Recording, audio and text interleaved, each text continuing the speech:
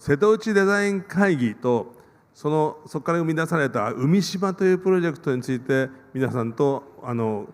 お話をしていきたいと思います。会議がもう今年の夏で6回終わりました。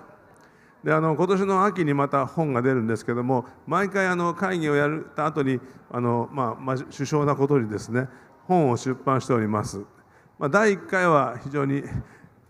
具体的なこの旅館をどう立て直すかなんていう、非常にこの小さな課題から始まりましたが、第2回目は海の上は可能性のるつぼ、第3回目は地域開発の毒と薬で、4回目は海のシナリオということで、瀬戸内海に関する細かいことから、非常に大きな展望までさまざまなテーマで話をしてきました。瀬戸内海は非常に美しい、島と島の距離も近いですし、本当に世界中の人が来て感動する海域なんですけれども、まだまだこれは昔の瀬戸内海から比べると今はどっちかというと枯れた状態、これはどんなふうに展開できるかということを考えております。ホテルシップっていうフェリーをですね泊まれるように改装してですね、2階の空間を、これはまた別のプロジェクトなんですけども、下は普通の共用部なんですけども、個室を上に展開するとなかなか面白い船ができるんじゃないかみたいなことか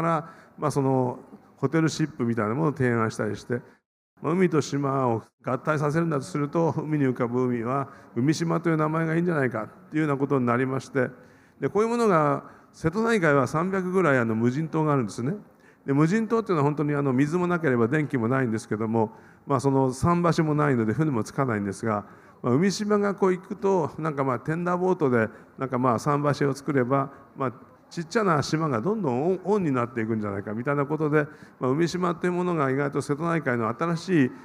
島の可能性みたいなものを生み出してくれるんじゃないかなみたいなことを考えたりしてました。この下の絵見ていただくと、この海に浮かぶ海っていうのの意味が分かっていただけると思うんですけど、我々どこにいるんだという感じのですね、瀬戸内の海ってすごい静かなわけですよね。でこの船というか島の上の海のすごく静かなので、ほとんどシームレスにつながるただ中に、いる。でさっきみたいに座禅を組んだりする。海の上に海があり、その中に穴が開いていて本物の海が中にあるとか、周りにグリーンがありますけども、中には客室とかレストランが入っているとか、そんなようなことを今検討してます。一箇所にずっと固定されてるんではなくて、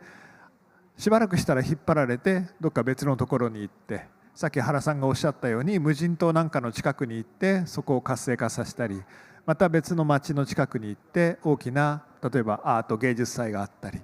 そういうふうにですね動くことが瀬戸内らしさで、瀬戸内をより活性化していくことになるんじゃないかなということを考えています。瀬戸内のメンバーというのは、これが個々独立に、相当のプロフェッショナルが集まって20数名のメンバーでやってるんですけども、それが割とブレイクスルーしたというか、こういうことを考えると必ず資金調達はどうするんだとかいろんな問題が起こるんですけども、それが今年のやつほぼ解決したんですね。柱になるのは、今もう海のゴミ問題が非常に社会課題なので、海洋研究所がここの中にできて、でそこに世界中から日本からも研究者が集まってきて、でまたその海のゴミ問題だけではなくてさまざまな社会の問題をそこで会議をするような、ある種会議場ですね、コンベクション的なものができて、でそれが世界にまた発信されると、言うならばこの中で日本の環境大臣を含めた世界の G7 とか G20 のですね大臣級の方がここで会議をして世界に発信していくような場所になるんじゃないかなと思っています。今はエンジンはなくして引っ張ろうという話にやっとなったんですけど、2人がですね絶対に自走させなきゃダメだと、しかも円形じゃないとダメだというのを譲らないんですよ、今年まで。で今回の8月末の会議で自走は諦めてくれました。それから円形もどうも難しいぞと、修理するのにドック入れるのにということなんで、今形はちょっと長細い感じの円形になりましたけども、いよいよここから細かい造船のところの詳細の技術的な話を今宗介さんのところの設計部隊とやり始めたと。で事業の方は我々のメンバーの一人が非常に数字お金事業に詳しい方がいるんで、その人たちに今ボールが行ってまして、できたらこれ本当にやってみたら面白いだろうなというふうな気持ちで我々メンバーは少し相当前向きに考え始めたっていうのが現状ということですね。あくまでその民間投資の中で投資の対象として非常に有益な有望な投資対象として魅力的なものになっているかどうかということがやっぱり大事で、そのためには宿泊施設としてやっぱり瀬戸内海の中で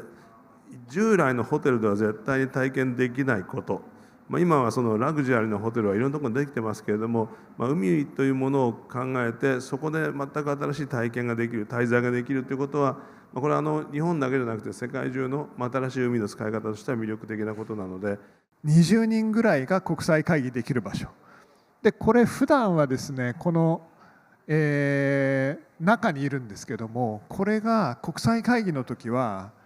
エレベーターで上に上がっていきます。そうするとこの水面に出てきます。さっきのちょうどこの辺りにですね出てくるんですね。でオンラインで配信されてますから、どうも世界トップの海洋研究者20人が会議してる。でも周り全部海ですこの海島の海の向こうに瀬戸内が見えてるんで、海のど真ん中で会議をしているような非常に象徴的な風景になる。でそれをさっきのなんとか大臣 G20 もそうですけども、世界中の海洋に関係する会議、あるいは地球環境に関係する会議、あるいは文化ですよね、そういう会議がここで行われるようなデスティネーションになるんではないかなと、なっていきたいなというような思いも兼ねているんですよね。300ある島々が本当にその生き返っていくようなことを考えていく、そういう非常に前向きな実験場、あるいはそのパーマカルチャーという言葉もありますけれども、その土を上に持っていく時もその土そのものがなんていうか自然の状態で循環していけるような、そういうその実験でもできると思うんですよね。だからそういう英知を集めて何かが始まる場所として海島っていうのは面白いんじゃないかなと思ってるんで、そういうところをちょっと本気で考えてみたいなと思ってるんですよね。例えば南海トラフがあった時とか、そういったところの防災基地になるっていう意味では、我々造船所とすると本当は船ですからエンジンがついてプロペラがついてずっと行くのを商売にしてますけども、この防災の切り口で考えてうちの商品になりうるんじゃないかなというふうな、ですから必ずしも陸に病院があるってことじゃなくてもいいですし、場合によっちゃ小学校がフローティングであって、そこの上にグラウンドがあって、でも防災の時はちゃんとみんなそこに逃げてこれて、そこでは水も供給してくれるし、電気もついて風呂も入れる、そういう切り口でもこれは発展していくとそういう考え方もできるなというふうに思ったりするんですね。いろんな意味で自然の力をに開かれている場所っていう意味では海いいなと。で瀬戸内はそういう意味ではこの内海で非常に波が穏やかで、しかもそれぞれの都市に近いので、何かあった時にもすぐに人がいるところに接続できるっていう意味では、